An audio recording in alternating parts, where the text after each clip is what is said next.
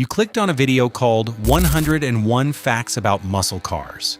So either you love American V8s or you're lost. Either way, let's go. Fact 1. The muscle car era officially kicked off in 1964 when Pontiac's chief engineer John DeLorean had the genius idea to shove a 389 cubic inch V8 into the mid-size Tempest, creating the GTO.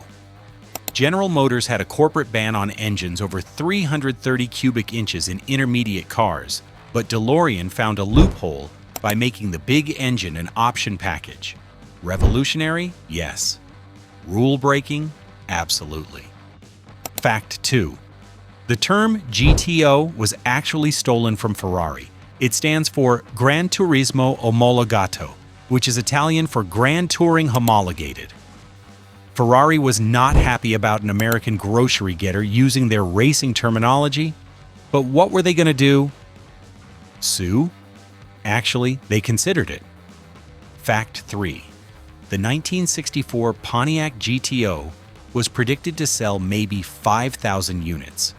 Pontiac ended up selling 32,000 in the first year alone.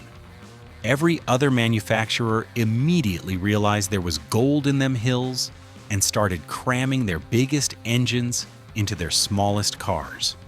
Fact 4. The Dodge Charger Daytona was so aerodynamically advanced for 1969 that it was the first car to break 200 miles per hour in NASCAR. It featured that massive 23-inch tall rear wing and a nearly 2-foot-long nose cone, making it look like it was designed by someone who'd never actually seen a car before, but absolutely nailed it anyway. Fact 5. Plymouth's Roadrunner was named after the Warner Brothers cartoon character, and yes, they actually paid $50,000 to license the name and beep-beep horn sound. They also paid royalties on every single car sold. Apparently, cartoon birds are expensive. Fact 6. The 1970 Chevelle SS 454 LS6 produced 450 horsepower and 500 foot-pounds of torque from the factory, making it one of the most powerful muscle cars ever produced. And here's the kicker. Most experts believe that number was actually underrated to help buyers avoid insurance penalties. Fact 7.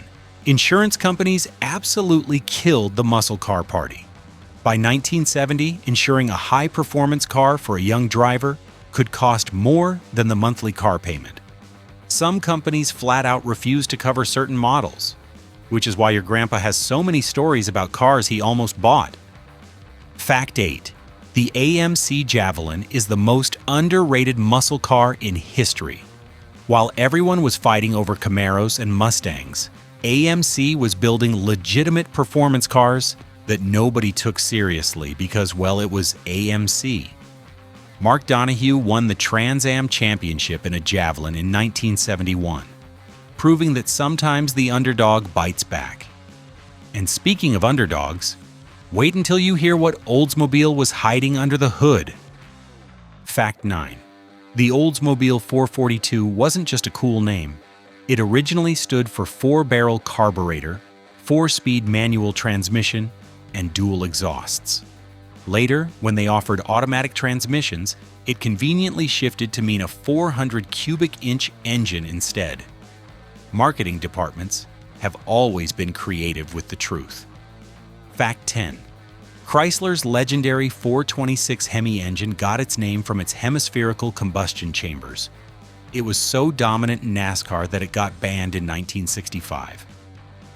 Chrysler pulled out of racing entirely in protest, and NASCAR eventually caved and let the Hemi back in for 1966. Sometimes taking your ball and going home actually works. Fact 11. The Plymouth Superbird had to be produced in numbers high enough to qualify for NASCAR homologation, which meant building 1,920 street versions. Dealers couldn't give them away at first because they looked absolutely ridiculous. Now they're worth more than most people's houses. Fact 12. The 1969 Chevrolet Camaro ZL1 was basically a street-legal race car. Only 69 were ever built. and each one came with an all-aluminum 427 big block that made over 500 horsepower. They cost about $7,200 new, when a base Camaro was $2,700. Today they sell for over $1 million, which seems like a pretty solid return on investment. Fact 13. Ford's Boss 429 Mustang was created for one reason: to homologate the engine for NASCAR. Ford needed to build 500 street versions, so they did, even though the engine barely fit under the hood and required extensive modifications to the shock towers. The result was a car that handled like it was angry at corners, but could pull the moon out of orbit in a straight line. Fact 14. The Yenko Camaro was the result of dealer Don Yenko taking COPO, Central Office Production Order, Camaros, and making them even more insane. His 1969 models came with 427 cubic inch engines, producing 425 horsepower. Chevy officially rated them at that number. Physics and everyone who drove one knew it was way more. Fact 15. Buick built a muscle car called the GSX in 1970 that came in exactly two colors, Apollo White or Saturn Yellow. Both came with bold black stripes and graphics. Subtlety was not part of the package, which was exactly the point. But if you think those colors were wild, wait until you see what else manufacturers were doing to stand out. Fact 16. Dodge offered a color in 1970 called Plum Crazy Purple that was so vibrant it looked like it was applied with a spray can by someone who'd never painted a car before, but decided to commit fully to the bit. It's now one of the most sought-after original colors in the collector market. Fact 17. The 1970 Plymouth Hemi Cuda convertible with a 4-speed manual transmission is the holy grail of muscle cars. Only 14 were ever built. The last one that sold at auction went for $3.5 million. Yes, you read that correctly. That could have bought a literal castle money for a convertible. Fact 18. Mercury's Cougar Eliminator came with a name that sounds like a wrestling move and performance to match. The 1970 model could be optioned with the Boss 302 or the 428 Cobra Jet engine, making it one of the most underrated Fords ever built. Fact 19. The Pontiac Trans Am was named after the Trans-American Racing Series, even though Pontiac never actually raced in it. They just liked the name and figured nobody would call them out. Spoiler alert, nobody did, because the car was too awesome to criticize. Fact 20. Chevrolet's COPO system, Central Office Production Order, was originally designed for fleet vehicles like taxis and police cars. Performance dealers figured out they could use it to order cars with engine combinations that weren't supposed to exist. This loophole gave us some of the wildest muscle cars ever built. Fact 21. The 1971 Plymouth Hemi Cuda came with a warning decal on the dash that read, "Warning, vehicle must use minimum 100 octane fuel." Gas stations in 1971 were like, yeah, we got that, because leaded premium was commonly available. Try finding 100 octane at your local pump today without taking out a second mortgage. Fact 22. Ford's Torino Cobra was named after the Italian city because apparently Detroit Bruiser didn't have the same ring to it. The 1970 model with the 429 Super Cobra Jet could run low 13 seconds in the quarter mile right off the showroom floor. Fact 23. The Dodge Demon lasted exactly one model year, 1971, before religious groups complained about the name. Dodge immediately rebranded it as the Dart Sport. Apparently, demonic possession was where they drew the line, but calling something a Challenger or Charger was perfectly fine. The irony is that they brought the Demon name back in 2018 and nobody cared anymore. And speaking of names that raised eyebrows, manufacturers weren't just pushing boundaries with badges. Fact 24. The The 1970 Oldsmobile Rally 350 was painted in Sebring yellow with orange stripes and came with plastic fender louvers, a rear spoiler, and the confidence of someone who thought this combination looked absolutely fantastic. Only 3,547 were built, which is shocking because you'd think everyone would want to look like a traffic cone doing 120 miles per hour. Fact 25. Pontiac offered a special order paint code called Orbit Orange that was so bright it could be seen from space. Probably. We're not scientists, but it definitely could be seen from several zip codes away. Fact 26. The Baldwin Motion Camaros were modified by Dealer Motion Performance on Long Island. They took Chevy Camaros and cranked everything to 11, offering warranties on 500-plus horsepower street cars. These weren't backyard builds. These were fully dealer-backed machines of absolute chaos. Fact 27. Dodge's Super Bee was literally named after a cartoon bee and featured bee decals on the car. Despite sounding like a mascot for a honey company, the Super Bee with a 446-pack or 426 Hemi would absolutely destroy anything that dared to laugh at it. Fact 28. The 1970 Chevelle SS 454 LS6 could be ordered with the M22 Rock Crusher 4-speed transmission, which got its nickname because it was so loud you could hear the gears grinding from outside the car. It was basically the manual transmission equivalent of a heavy metal concert. Fact 29. Ford made only 1,628 Boss 429 Mustangs between 1969 and 1970. Each one had to be hand-built by Carcraft because the engine literally would not fit in a standard Mustang without cutting things up. They basically built these cars with anger and determination instead of proper engineering specs. Fact 30. The Buick Grand Sport Stage 1 455 produced 510 foot-pounds of torque in 1970, which was more than the LS6 Chevelle. But because it was a Buick, people assumed it was driven exclusively by dentists and accountants. Those dentists could smoke your Mustang at a stoplight without spilling their coffee. Fact 31. Pontiac built a total of 295 Ram Air 5 Firebirds and GTOs combined for 1969. These were experimental models with tunnel port heads that made over 500 horsepower. They never made it to production because GM got cold feet, but the few that exist are worth obscene amounts of money. But while some manufacturers were building limited editions, others were just getting started with the horsepower arms race. Fact 32. The shaker hood scoop on Dodge and Plymouth E-body cars wasn't just for looks.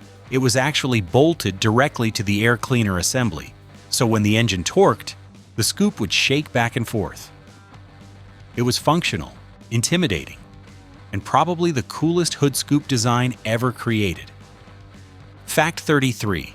Chevrolet offered a cowl induction hood on certain models where the hood scoop faced backward, pulling cold air from the high-pressure area at the base of the windshield. It looked wrong, but worked brilliantly, which is basically the story of muscle car engineering in general. Fact 34. The Ford Mustang Boss 302 was designed specifically to compete in Trans Am racing, where it went head-to-head with the Camaro Z28. It featured a high-revving small block that loved to spin to 8,000 RPM, which was absolutely insane for a street car in 1969. Fact 35. Plymouth's air grabber hood scoop system featured a vacuum-operated flap that would open up when you hit the throttle, revealing a massive scoop opening with air grabber written inside. It was the automotive equivalent of a peacock, spreading its feathers before destroying someone's dreams. Fact 36. The 1969 ZL1 Corvette is even rarer than the Camaro version. Only 2 were built for regular customers. They came with the same aluminum 427 engine and could run 11 second quarter miles completely stock. Each one is now worth several $1 million, which makes them excellent candidates for cars I should have bought regret lists. Fact 37. AMC's SC Rambler, the Scrambler, came with red, white, and blue paint schemes, and a 390 cubic inch V8 stuffed into a compact body. Only 1,512 were built in 1969. It was AMC's way of saying, we might be the weird uncle of American automakers, but we can build stupid fast cars too. Fact 38. Dodge offered a Dana 60 rear axle in certain models that was so overbuilt it could handle basically infinite torque. This thing came from heavy-duty trucks and had no business being under a street car, which made it absolutely perfect for muscle car duty. Fact 39. The Hurst Olds was a collaboration between Oldsmobile and Hurst Performance that resulted in limited edition muscle cars from 1968 to 1972, and again in 1975. These featured bold color schemes, special badging, and hand-built touches that made them legitimate collector cars from day one. But not every muscle car success story came from the big names. Some of the wildest builds came from the most unexpected places. Fact 40. Chevrolet's L88 Corvette option was technically available to anyone, but the order form warned dealers that it was intended for racing only. It deleted the radio, heater, and power steering to save weight, and made over 560 horsepower. Only 216 were built between 1967 and 1969. And if you own one today, congratulations on your excellent retirement plan. Fact 41. The 1970 GSX. Stage 1 could hit 60 miles per hour in 5.5 seconds, which doesn't sound impressive now, but was absolutely face-melting in 1970. Car and Driver tested one and described it as the fastest car we've ever tested. From Buick. Let that sink in. Fact 42. Ford's 429 Super Cobra jet came with oil coolers and a mechanical lifter camshaft that were basically race parts bolted into a street car. It was available in Torinos, Cyclones, and Cougars, turning luxury and mid-size cars into drag strip nightmares. Fact 43. The Pontiac Firebird Formula 400 was the sleeper version of the Trans Am. Same engine, less flashy graphics, lower price. For people who wanted to go fast without announcing it to everyone within visual range. Novel concept, really. Fact 44. Chevrolet built 20 all-aluminum block ZL1427 engines in 1969 specifically for drag racing. When installed in a lightweight Camaro, these cars could run mid-10-second quarter miles on street tires. They cost more than twice what a base Camaro cost, but you got an instant race winner. Fact 45. The 1971 Ford Mustang Boss 351 is often overlooked because it came out during the horsepower decline, but it was actually one of the best handling Mustangs ever built. It featured a high-revving Cleveland small block and suspension tuning that made it a legitimate sports car, not just a straight-line bruiser. Fact 46. Dodge's Ram Charger hood system was a cold air induction setup that used a pair of large hood scoops. When opened, they looked like the car was gasping for air, which was accurate because these engines consumed oxygen like it was going out of style. Fact 47. The Oldsmobile W30 package wasn't just an engine upgrade. It included a special cam, cylinder heads, intake, and exhaust components that transformed the 455 into an absolute monster. The W30 cars also featured functional hood scoops with special Oldsmobile lettering along the sides, because branding matters even when you're going 130 miles per hour. Fact 48. Plymouth offered a 6-barrel carburetor setup on certain 440 engines, which meant 3 2-barrel carburetors sitting on top of the engine. The outboard carbs only opened under heavy throttle, giving you economy around town and fury on demand. It was like having a polite conversation that could instantly turn into a screaming match. We're about to hit the halfway point, and trust me, the second half is where things get absolutely unhinged. Fact 49. The The 1970 Dodge Challenger TA Trans Am came with a side exit exhaust system that dumped fumes right in front of the rear wheels. It was loud, obnoxious, and completely impractical for a street car. Only 2,399 were built, and every single owner became intimately familiar with the smell of their own exhaust. Fact 50. The absolute peak of the muscle car era was 1970. That single model year gave us the LS6 Chevelle, the Hemi Cuda, the Boss 429, the GSX Stage 1, the 454 Corvette, and dozens of other legendary machines. It was the automotive equivalent of 1968 in music. Everything peaked at once, and we've been chasing that high ever since. After 1970, emissions regulations, insurance costs, and the looming gas crisis started strangling performance.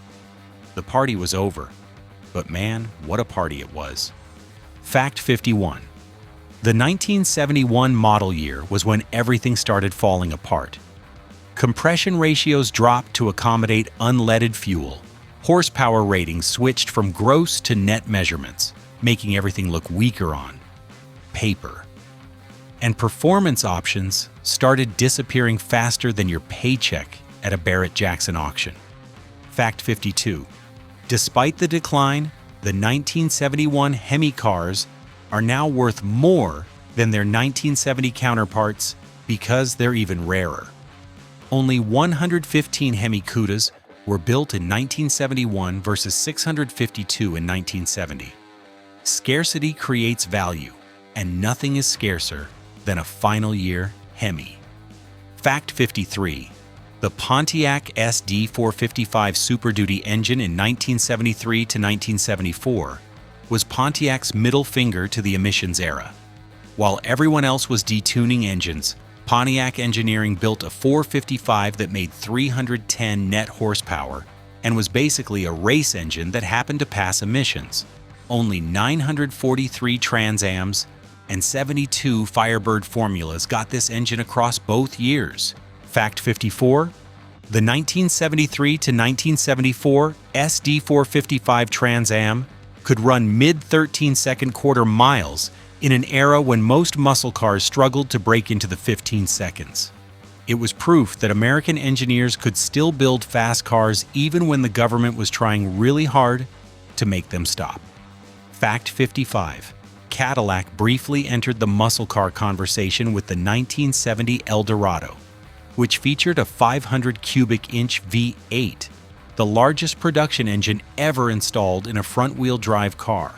It made 400 horsepower and could spin the front wheels like a deranged carnival ride. Nobody asked for this. Cadillac built it anyway. Fact 56. The AMC Rebel machine was AMC's attempt to compete with the big boys in 1970. It came standard with a red, white, and blue paint scheme that looked like Captain America's car, a functional Ram Air hood scoop, and a 390 engine. Only 2,326 were built, making it one of the rarest AMC muscle cars. While the major manufacturers were dealing with regulations, the aftermarket was just getting warmed up. Fact 57. Companies like Motion Performance, Yenko, Baldwin Motion, Berger, and Royal didn't just modify cars. They created completely new performance packages with their own warranty and documentation. These weren't shade tree builds. These were legitimate dealership-backed performance cars that could embarrass anything from Detroit. Fact 58. The Chevrolet Chevelle SS396 was actually available with a 402 cubic inch engine from 1970 to 1972. But they kept calling it a 396 because the badge was already famous. General Motors logic: why let facts get in the way of good marketing? Fact 59. Ford's Cobra Jet engine was intentionally underrated at 335 horsepower when it actually produced closer to 410 to 425 horsepower. They did this to help buyers avoid insurance surcharges, which meant Ford was essentially lying to the government to help their customers save money. The hero we needed. Fact 60. The Pontiac GTO Judge came with a rear spoiler so tall that it actually affected rearward visibility, but it looked incredible. And in the muscle car world, looking incredible while being impractical was basically the entire business model. Fact 61. Plymouth's Roadrunner initially came with steel wheels and dog dish hubcaps to keep costs down. The base 1968 model cost just $2,896, making it one of the most affordable ways to get into legitimate performance. Luxury was optional. Speed was standard. Fact 62. The Dodge Charger RT could be ordered with a luggage rack. Yes, a luggage rack on a 440 Magnum-powered muscle car, because apparently, someone needed to carry their bags while also carrying every Mustang at the stoplight. Fact 63. Chevrolet offered 454 cubic inch big blocks in the El Camino SS, which means you could get a pickup truck that could run 13-second quarter miles and haul plywood. The mullet of the automotive world. Business in the back, party up front. Fact 64.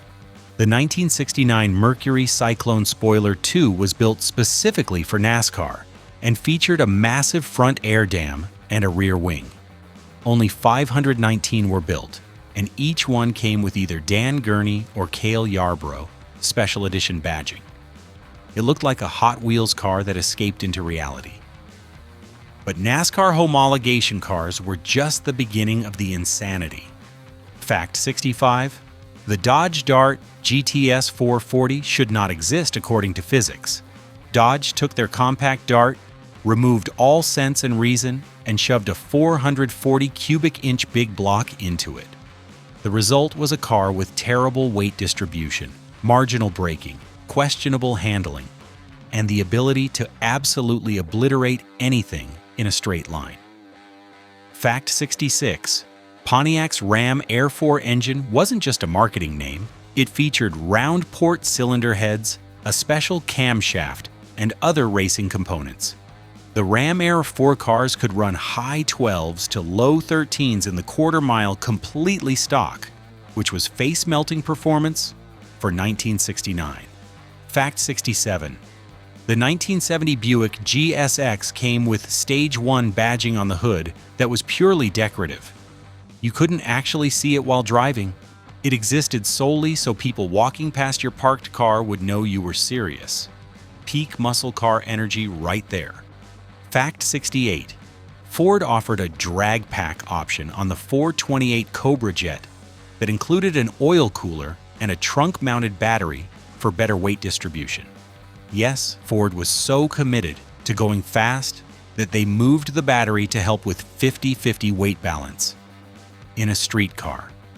That's dedication. Fact 69. Nice.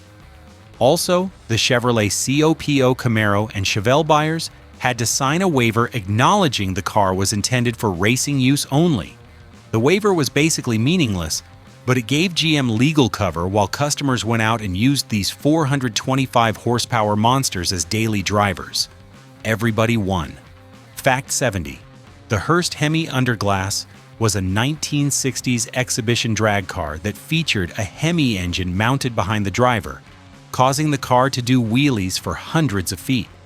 It was absolutely ridiculous, completely impractical, and everyone loved it. It toured drag strips across America as a promotional vehicle and became a legend. Fact 71. Dodge's Scat Pack wasn't just a trim level.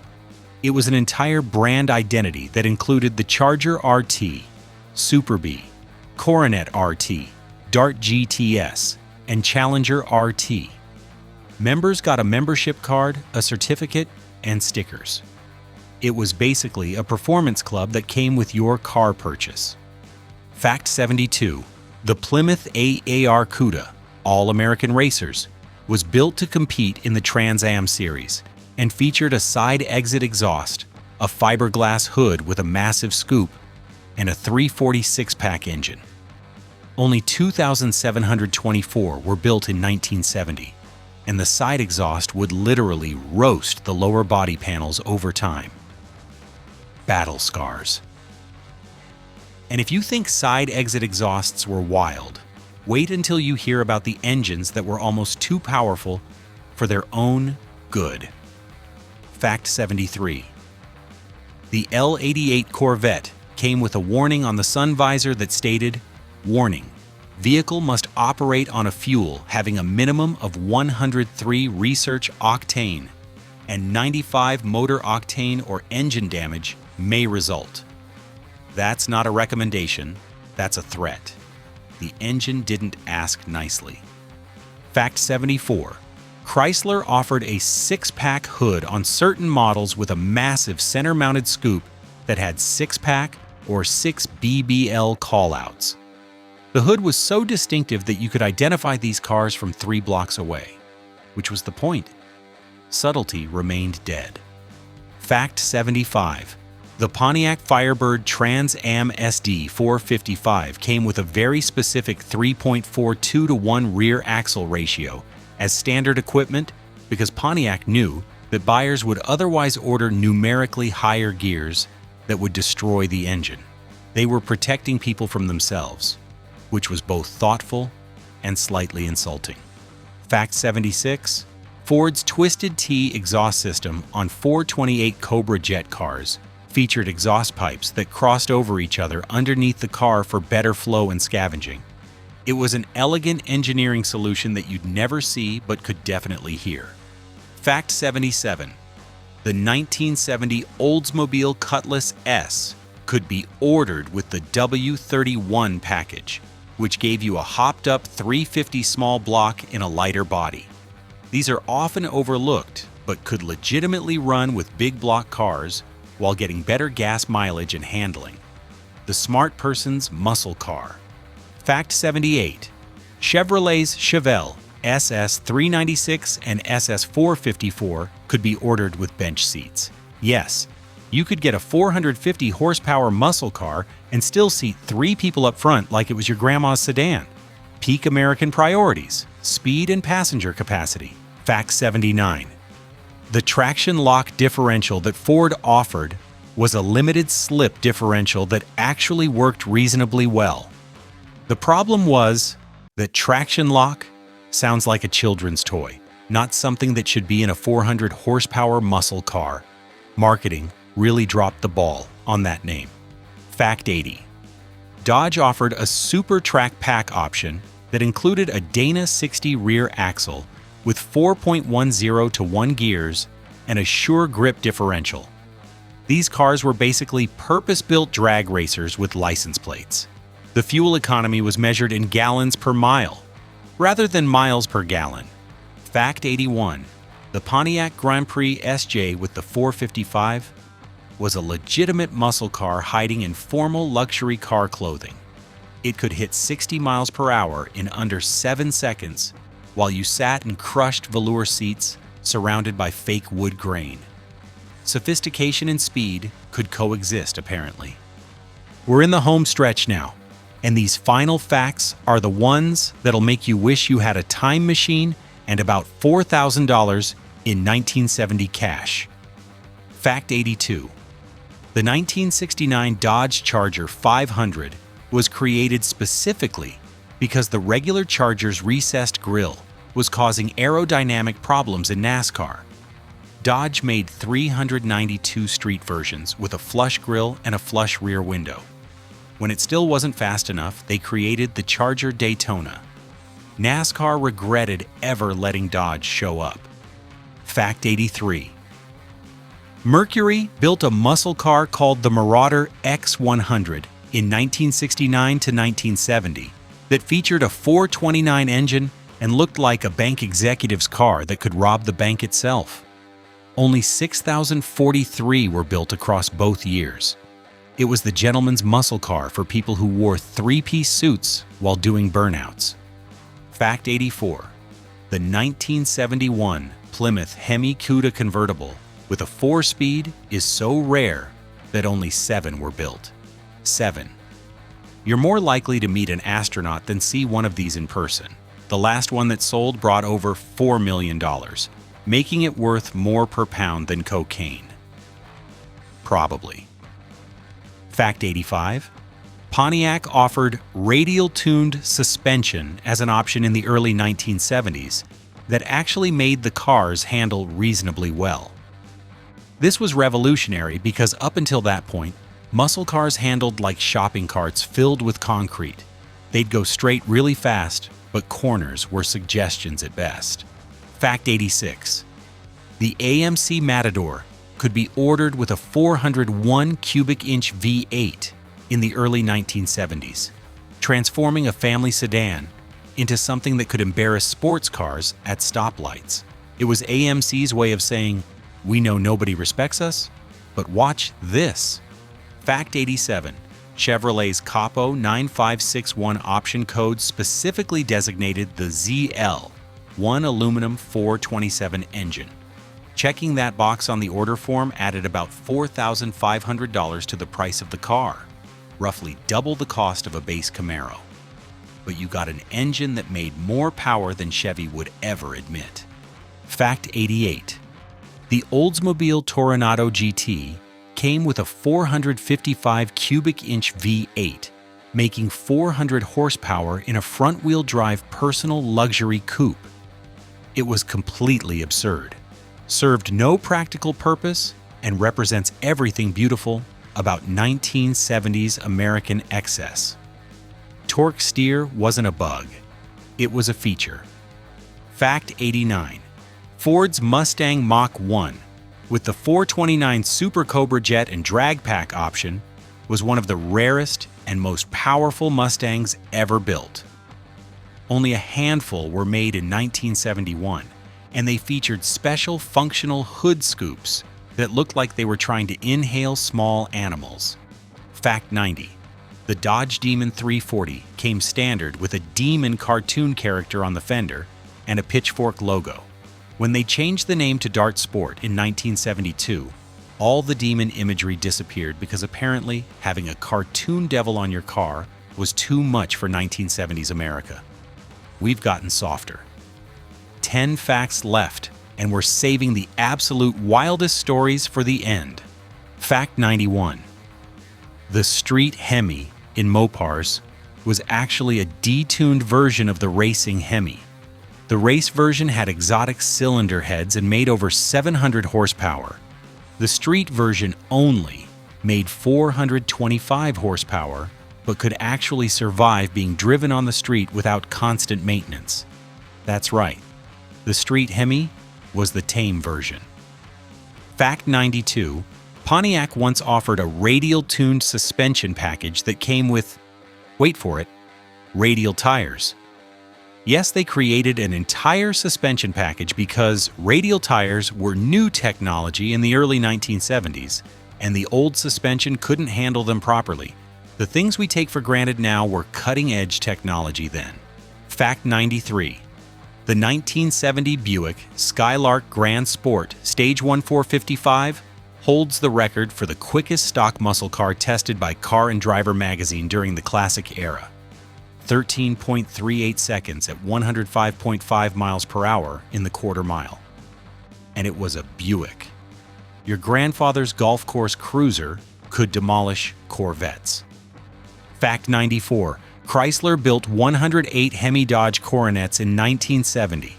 Not Super Bs, not RTs, just regular-looking Coronets with 426 Hemi engines.